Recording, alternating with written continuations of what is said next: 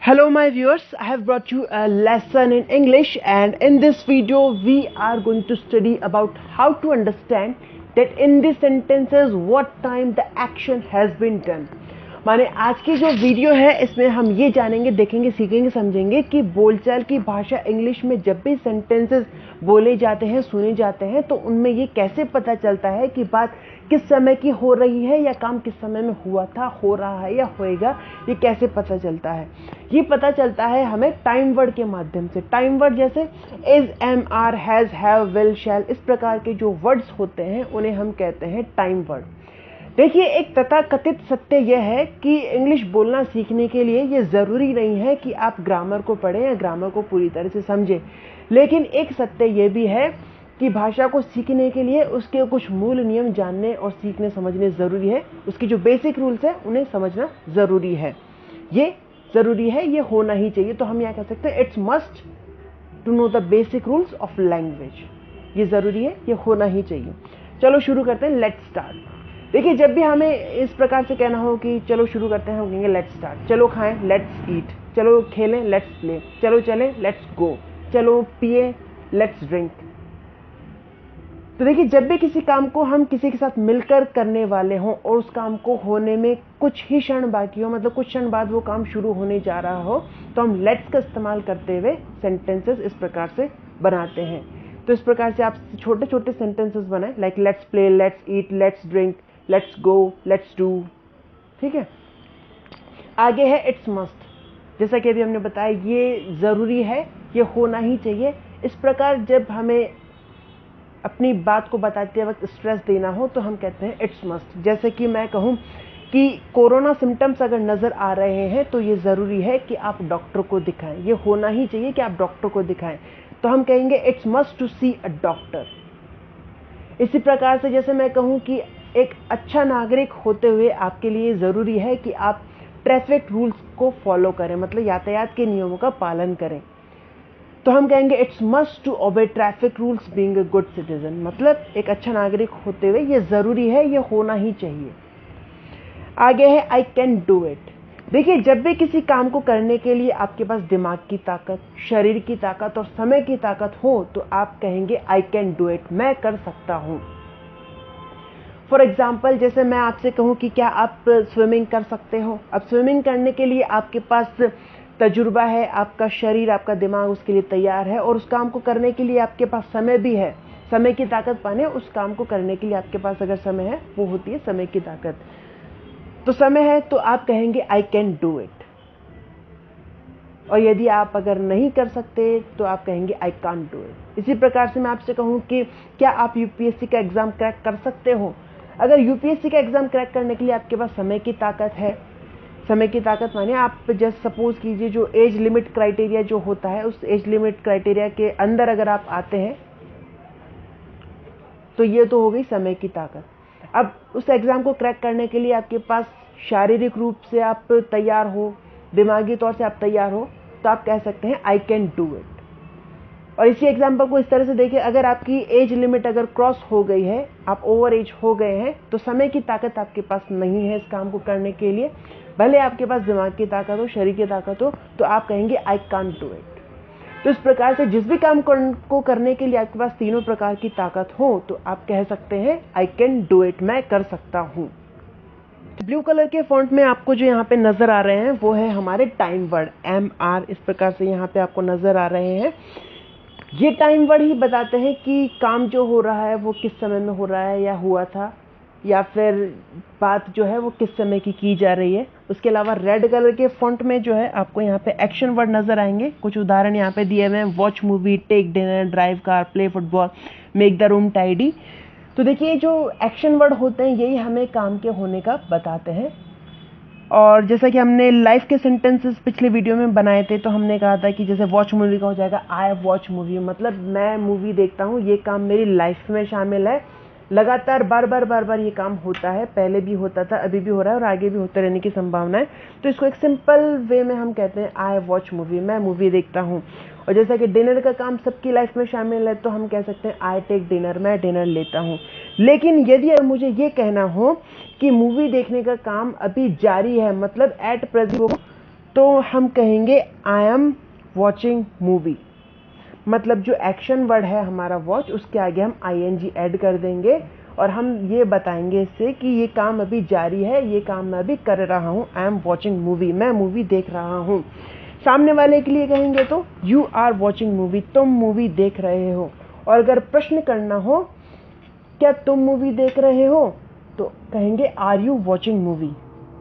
इसी प्रकार से टेक डिनर का हो जाएगा आई एम टेकिंग डिनर, मैं डिनर ले रहा हूँ। यू आर टेकिंग डिनर, तुम डिनर ले रहे हो। क्या तुम डिनर ले रहे हो, तो प्रश्न हो जाएगा are you taking dinner. Drive car का हो जाएगा I am driving car, you are driving car, तुम कार चला रहे हो। क्या तुम कार चला रहे हो, are you driving car. Play football का हो जाएगा I am playing football, you are playing football, are you playing football, क्या तुम फुटबॉल खेल रहे हो। उसी प्रकार से मेक द रूम टाइडी माने कमरे को सुव्यवस्थित करना, साफ सुथरा करना। अगर ये काम मेरी लाइफ में शामिल है तो मैं कहूँगा I make the room tidy, मतलब ये काम मैं करता हूँ, बार बार मेरी लाइफ में होता है, तो मैं कहूँगा I make the room tidy. लेकिन मुझे ये बताना हो कि ये काम मैं अभी एट प्रेजेंट अभी कर रहा हूँ, ये काम अभी जारी है, अभी हो रहा है, तो मैं कहूँगा I am making the room tidy. सामने वाले के लिए कहेंगे you are making the room tidy. प्रश्न पूछना हो तो are you making the room tidy, इस प्रकार से हो जाएगा, आप यहाँ पे देख सकते हैं। लेकिन अगर जैसे मैं कहूँ कि no I have made the room tidy, तो इसमें क्या हुआ, इसमें मैंने सामने वाले को ये बताया कि नहीं मैंने कमरा साफ कर दिया है, मतलब काम यहाँ पे हो चुका है, ये हमें पता चल रहा है। तो जब भी हमें ये बताना हो कि काम हो चुका है तो हम जो है हैव का इस्तेमाल यहाँ पे करते हैं, हम कहते हैं आई have made the room tidy. और अगर सामने वाले के लिए कहेंगे उसने कमरा सुव्यवस्थित कर दिया, तो हम कहेंगे you have made the room tidy. और अगर प्रश्न करना हो तो हम कहेंगे have you made the room tidy. इसी प्रकार से एक और एग्जांपल हम यहाँ पर लेते हैं हैव के साथ। आई हैव टेकन डिनर, मैंने डिनर ले लिया है। सामने वाले के लिए कहेंगे यू हैव टेकन डिनर, तुमने डिनर ले लिया है। अगर प्रश्न पूछना हो तो टाइम वर्ड जो है हमारा हैव, उसको हम पहले लेकर आएंगे और हम कहेंगे हैव यू टेकन डिनर, क्या तुमने डिनर ले लिया है। ठीक है, इस प्रकार से जो है हम यहाँ पे एग्जाम्पल्स का इस्तेमाल करेंगे। आप सारे एग्जाम्पल इस्तेमाल करें। तो आगे बढ़ते हैं, कुछ और एग्जाम्पल्स हम यहाँ पर देखेंगे जिनका इस्तेमाल हम थर्ड पर्सन की बात करने के लिए करेंगे। तो एग्जाम्पल से यहाँ पे वाटर द प्लांट माने पेड़ों को पानी देना, हेल्प विथ चोर्स माने घर के कामकाज करना, मॉप द फ्लोर माने फर्श साफ करना, मतलब फर्श पे झाड़ू लगाना, पोंछा लगाना हो गया मॉप द फ्लोर। अब देखिए ये काम अगर थर्ड पर्सन जिसकी हम बात कर रहे हैं अगर उसकी लाइफ में शामिल है तो हम सिंपली कहेंगे ही वाटर्स द प्लांट, वह पेड़ों को पानी देता है। मानी ये काम उसकी लाइफ में शामिल है, लगातार होने वाला काम है, ये उसकी लाइफ का पहले भी होता था, अभी भी हो रहा है और आगे भी होता रहने की संभावना है। तो ये हो गया लाइफ का sentence, she waters the plant, वह पेड़ों को पानी देती है। लेकिन अगर मैं कहूँ कि ये काम अभी थर्ड पर्सन की लाइफ में जारी है, यानी ये काम अभी हो रहा है एट प्रेजेंट मोमेंट पे, वास्तविकता में ये काम अभी वो कर रहा है, तो हम कहेंगे he is watering the plant. Is time word का हमने यहाँ पे इस्तेमाल किया और जो एक्शन है हमारा वाटर, उसके आगे हमने ing जो है ऐड कर दिया, तो हो गया he is watering the plant, माने वह पेड़ों को पानी दे रहा है। She is watering the plant माने वह पेड़ों को पानी दे रही है। और अगर प्रश्न पूछना हो तो हम कहेंगे is he watering the plant, माने जो हमारा टाइम वर्ड है उसको हम पहले लेके आएंगे और कहेंगे is he watering the plant, क्या वह पेड़ों को पानी दे रहा है। और फीमेल का केस हो तो हम कहेंगे is she watering the plant, क्या वह पेड़ों को पानी दे रही है। इसी प्रकार से जब हम थर्ड पर्सन में प्लूरल की बात करेंगे, यानी कि थर्ड पर्सन एक से ज़्यादा है, तब हमें टाइम वर्ड जो है आर का इस्तेमाल यहाँ पे करना होता है। जैसा कि यहाँ पे लिखा हुआ है they are watering the plant, वे पेड़ों को पानी दे रहे हैं। और प्रश्न पूछना हो तो are they watering the plant, क्या वे पेड़ों को पानी दे रहे हैं। तो अब आगे देखते हैं हम, जैसा कि हमें ये बताना हो कि काम जो है वो अभी अभी हुआ है या हो चुका है, मतलब काम को ख़त्म हुए अभी ज़्यादा समय नहीं हुआ है और हुआ है अभी अभी, तो हम वहाँ पे जो है थर्ड पर्सन के केस में सिंगुलर होता है तो हैज़ का इस्तेमाल करते हैं, और अगर प्लूरल का केस होता है तो हैव का इस्तेमाल करते हैं। जैसा कि यहाँ पे लिखा हुआ है he has watered the plant, उसने पेड़ों को पानी दे दिया है। She has watered the plant, उसने पेड़ों को पानी दे दिया है। और इसी में अगर हमें प्रश्न पूछना हो तो हैज़ जो हमारा टाइम वर्ड है उसको हम पहले लेकर आएंगे और कहेंगे has he watered the plant, क्या उसने पेड़ों को पानी दे दिया है। और अगर हमें बात करनी हो प्लूरल के केस में, यानी थर्ड पर्सन एक से ज़्यादा हो, तो हम कहेंगे they have watered the plant, उन्होंने पेड़ों को पानी दे दिया है। और अगर प्रश्न पूछना हो तो टाइम वर्ड हैव हम ब्लू कलर के फॉन्ट में जो आपको नज़र आ रहा है वो हम पहले लगाएंगे और कहेंगे have they watered the plant, क्या उन्होंने पेड़ों को पानी दे दिया है। तो इस प्रकार से जो है आप और examples help with chores, mop the floor या फिर और जो भी एग्जांपल्स आपकी डेली लाइफ के हैं वो आप यहाँ पर जो है इस्तेमाल करें और प्रैक्टिस करें इन सेंटेंसेस की, इनको फॉर्म करने की। और ये इस वीडियो का एंड है।